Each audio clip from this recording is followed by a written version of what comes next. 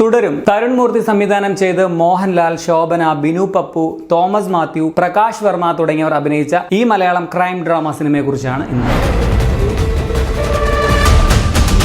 ഒരു സാധാരണക്കാരനായ car driver ഷൺമുഖത്തിന്റെയും പുള്ളിയുടെ ഭാര്യ ലളിത, അവരുടെ 2 മക്കൾ, ഒരു പട്ടിക്കുട്ടി, ഒപ്പം കുടുംബാംഗം പോലെയുള്ള ഷൺമുഖത്തിന്റെ വിന്റേജ് അംബാസിഡർ കാറും ഇവരുടെ സ്വച്ഛസുന്ദരമായിട്ടുള്ള ജീവിതത്തിനിടയിലേക്ക് ഉണ്ടാകുന്ന ഒരു സംഭവം അവരുടെ ജീവിതം തന്നെ എങ്ങനെ മാറ്റിമറിക്കുന്നു എന്നതാണ് തുടരും പറയുന്നത്. ഒറ്റ വാക്കിൽ ഒരു കിടിലൻ ഇമോഷണൽ ക്രൈം ഡ്രാമയാണ് തുടരും. കുറെ കാലങ്ങൾക്ക് ശേഷമാണ് ലാലേട്ടന്റെ ഒരു പടം കംപ്ലീറ്റ് സംതൃപ്തിയോടെ തിയേറ്ററിൽ നിന്നും കണ്ടിറങ്ങുന്നത്. കിടിലൻ പടമാണ്. ഇനി ഇത് ഇങ്ങനെ തുടരട്ടെ. വളരെ ലൈറ്റ് ആയിട്ടുള്ള, സിമ്പിൾ ആയിട്ടുള്ള ഒരു കുടുംബ ചിത്രം എന്ന നിലയിൽ തുടങ്ങി പിന്നെ അപ്രതീക്ഷിതമായിട്ടുള്ള വഴിയിലൂടെയുള്ള ഒരു ത്രില്ലിംഗ് വിന്റേജ് കാർ റൈഡാണ് തുടരും. സ്ട്രോങ് ആയിട്ടുള്ള ഒരു കഥ, അത് അതിശക്തമായിട്ട് തിരക്കഥയാക്കിയിരിക്കുന്നു. ഇത് തന്നെയാണ് പടത്തിന്റെ പോസിറ്റീവ്. KR സുനിലിന്റെ കഥയ്ക്ക് അദ്ദേഹവും സംവിധായകൻ തരുൺ മൂർത്തിയും ചേർന്നാണ് തിരക്കഥ ഒരുക്കിയിട്ടുള്ളത്. 2.25 മണിക്കൂർ നമുക്കിങ്ങനെ കണ്ണിമ വെട്ടാതെ കണ്ടിരിക്കേണ്ടി വരുന്ന മുൾമുനയിൽ നമ്മളെ നിർത്തുന്ന ഒരു അനുഭവമായി മാറുകയാണ് സിനിമ. വളരെ റിലേറ്റബിൾ ആയിട്ടുള്ള, റൂട്ടഡ് ആയിട്ടുള്ള കഥാപരിസരം. പടം മുഴുവൻ സ്വന്തം തോളിൽ ഏറ്റുവാങ്ങുന്ന ലാലേട്ടന്റെ ഷൺമുഖൻ എന്ന കിടിലൻ ക്യാരക്ടർ, അതിശക്തരായ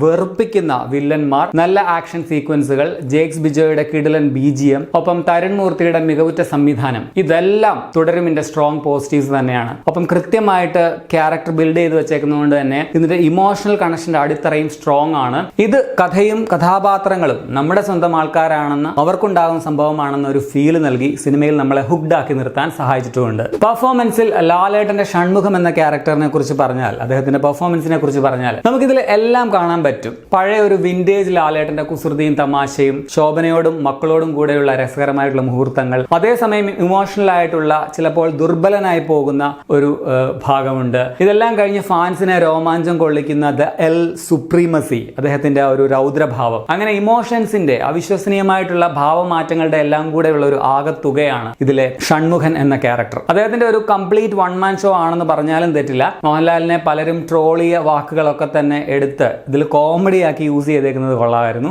അതുപോലെ ഇതിലെ ആക്ഷൻ സീനുകൾ, പ്രത്യേകിച്ച് ഒരു അടിയുള്ളത് കിടിലൻ പ്ലേസ്മെന്റ് ആയിരുന്നു എന്നുള്ളതാണ് എടുത്തു പറയേണ്ടത്. സ്റ്റണ്ട് കൊറിയോഗ്രഫിയും അവിടെ നല്ലതാണ്. ചുമ്മാ മാസ് കാണിക്കാൻ വേണ്ടിയുള്ള ഒരു അടിയല്ല, കാണുന്ന നമ്മൾ പ്രേക്ഷകർക്ക് കൂടി എന്താ പറയുക, അത്രയും ടെൻഷൻ ബിൽഡ് ചെയ്ത് കലി വന്ന് കൊടുക്കവനിട്ട് അടി എന്ന് നമുക്ക് ഫീൽ ചെയ്യുന്ന ആ മൊമെന്റിൽ തന്നെയാണ് അടി വീഴുന്നത്. ശോഭനയുടെ ലളിതയും ഒട്ടും മോശമല്ല, ലളിതവും അല്ല. ചില നോട്ടങ്ങളിൽ കൂടി ഇടയ്ക്ക് നാഗവല്ലിയായിട്ട് സ്ട്രോങ് മറുപടി നൽകുന്ന ആ ഒരു ക്യാരക്ടർ ലളിതമാണ്, പവർഫുള്ളുമാണ്. തമിഴ് കലർന്ന മലയാളം, അതും ശോഭനയുടെ സ്വന്തം ശബ്ദത്തിൽ തുടക്കത്തിൽ ഒരല്പം അലോസരമൊക്കെ തോന്നിയായിരുന്നെങ്കിലും പിന്നെ അത് ഓക്കെ ആയിട്ട് മാറി. ശക്തമായ വേഷം തന്നെയാണ് ശോഭനയുടെ ലളിത. വർഷങ്ങൾക്ക് ശേഷം വരുന്ന ലാലേട്ടൻ ശോഭന ആ ഒരു കോംബോ, അത് നൽകുന്ന സ്ക്രീൻ പ്രസൻസും പടത്തിന്റെ പോസിറ്റീവ് ആണ്. ഇവരുടെ മകനായിട്ട് വരുന്ന തോമസ് മാത്യു നൈസ് ആയിരുന്നു. അതുപോലെ മണിയമ്പിള രാജു, ഇർഷാദ് അലി, ഫർഹാൻ ഫാസിൽ എന്നിവർക്കും നല്ല റോളുകളുണ്ട്. അതിശക്തമായ വില്ലന്മാരാണ് പടത്തിന്റെ വലിയ കരുത്തെന്ന് തന്നെ പറയേണ്ടത്. Prakash Varma art film director കൂടിയാണ്. എനിക്ക് തോന്നുന്നു അദ്ദേഹം ആദ്യമായിട്ട് അഭിനയിക്കുന്ന പടമാണെന്ന് തോന്നുന്നു, തെറ്റാണെങ്കിൽ ക്ഷമിക്കുക. എന്തായാലും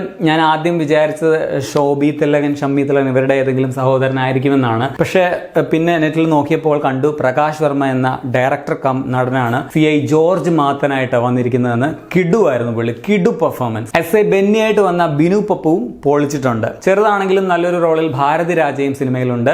ആർഷ, ചാന്ദിനി, ബൈജു, കൃഷ്ണപ്രഭ, ഷോബി തിലകൻ തുടങ്ങിയവരും സിനിമയിലുണ്ട്. ഇതിൽ ആർഷ കൊള്ളാം. ടെക്നിക്കൽ സൈഡിൽ ആദ്യം തന്നെ എടുത്തു പറയേണ്ടത് ഇതിന്റെ കിഡു സൗണ്ട് ഡിസൈനും അതുപോലെ ബാക്ക്ഗ്രൗണ്ട് സ്കോറും ആണ്. ജേക്സ് ബിജോയ് കഥയുടെ മൂഡിനനുസരിച്ച് ആദ്യമൊക്കെ ഫീൽ ഗുഡ് ഫീൽ നൽകുന്നിടത്ത് ആ രീതിയിൽ കൊണ്ടുപോയിട്ട് പക്ഷെ ത്രില്ലിംഗ് ആയിട്ടുള്ള ഭാഗങ്ങൾക്ക് കൊടുത്തേക്കുന്നത് അന്യായ സ്കോറാണ്. പാട്ടുകളും നൈസാണ്. നമ്മൾ ആദ്യം വന്ന ആ ഒരു ലൈറ്റ് ഐറ്റംസ് ഒന്നും അല്ലാതെ വേറെ കുറച്ച് പാട്ടുകളും പടത്തിലുണ്ട്, അത് വേറെ ലെവലാണ്. പ്രത്യേകിച്ച് വൈക്കം വിജയലക്ഷ്മി പാടിയ ഒരു പാട്ടൊക്കെ ഉണ്ട്. ഷാജി കുമാറിന്റെ ക്യാമറ, ഷെഫീഖ് ബീബിയുടെയും അതുപോലെ അനശ്വരനായ നിഷാദ് യൂസഫിന്റെയും എഡിറ്റിംഗ്, പടത്തിന്റെ കളർ ഗ്രേഡിംഗ് ഒക്കെ ടോപ്പ് നോച്ച് ആണ്. വിഷ്ണു ഗോവിന്ദാണ് ഇതിന്റെ ഓഡിയോഗ്രഫി. മേക്കപ്പും പ്രൊഡക്ഷൻ ഡിസൈനും അതുപോലെ പ്രത്യേക പരാമർശം അറിയിക്കുന്നുണ്ട്. ബിനു പപ്പു പടത്തിന്റെ കോ ഡയറക്ടറായിട്ടും പ്രവർത്തിച്ചിട്ടുണ്ടെന്ന് കണ്ടു. ഒരു ഡയറക്ടർ എന്ന നിലയിൽ എനിക്ക് പേഴ്സണലി തരുൺ മൂർത്തിയുടെ കഴിഞ്ഞു വന്ന പടങ്ങളെല്ലാം ഇഷ്ടമാണ്, ഇതും ഇഷ്ടപ്പെട്ടു. സോ അദ്ദേഹത്തിലുള്ള വിശ്വാസവും ഈ പടത്തിലൂടെ തുടരും. നെഗറ്റീവ് എന്ന് പറയാനില്ല, പക്ഷെ കഥയിലെ വഴിത്തിരിവായിട്ടുള്ള സംഭവം എന്താണ്, അത് ആരാണ് എന്നൊക്കെ നമുക്ക് പ്രെഡിക്റ്റ് ചെയ്യാൻ പറ്റുന്നുണ്ട് എന്നുള്ളത് സത്യമാണ്. പക്ഷേ ഈ സിനിമയിൽ അതിന് വലിയ പ്രസക്തിയില്ല.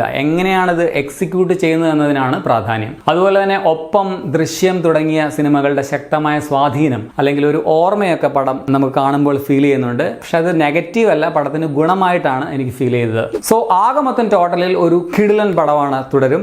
2 മണിക്കൂർ 45 മിനിറ്റ് പോകുന്നത് പോലും നമ്മൾ അറിയില്ല. അത്രയ്ക്ക് എൻഗേജിംഗ് ആയിട്ടുള്ള ത്രില്ലിംഗ് ആയിട്ടുള്ള ഒരു അനുഭവമാണ് ഈ സിനിമ. എനിക്ക് പേഴ്സണലി വളരെ നന്നായിട്ട് ഇഷ്ടപ്പെട്ടു. ഞാൻ വളരെയധികം സാറ്റിസ്ഫൈഡ് ആണ് സിനിമ കണ്ടിട്ട്. ത്രില്ലർ പ്രേമികൾക്കും കുടുംബ പ്രേക്ഷകർക്കും ഒരുപോലെ ഇഷ്ടമാവുമെന്നാണ് ഞാൻ വിചാരിക്കുന്നത്. സോ ധൈര്യമായിട്ട് നിങ്ങൾ തിയേറ്ററിൽ തന്നെ പോയി കാണുക. നല്ല സൗണ്ട് ക്വാളിറ്റി ഉള്ള തിയേറ്റർ നോക്കി കാണുക. അപ്പോൾ ഇതൊരു പ്രതീക്ഷ കൂടിയാണ്. ഇനി അങ്ങോട്ട് മികച്ച തിരക്കഥയുള്ള നല്ല സിനിമകളുമായി മോഹൻലാൽ തുടരും എന്ന പ്രതീക്ഷ തുടരട്ടെ. അപ്പോൾ നിങ്ങൾ ഈ പടം തിയേറ്ററിൽ കണ്ടിട്ടുള്ളവരാണെങ്കിൽ നിങ്ങളുടെ അഭിപ്രായം കമന്റിൽ രേഖപ്പെടുത്തുമല്ലോ. ശരി എന്നാൽ.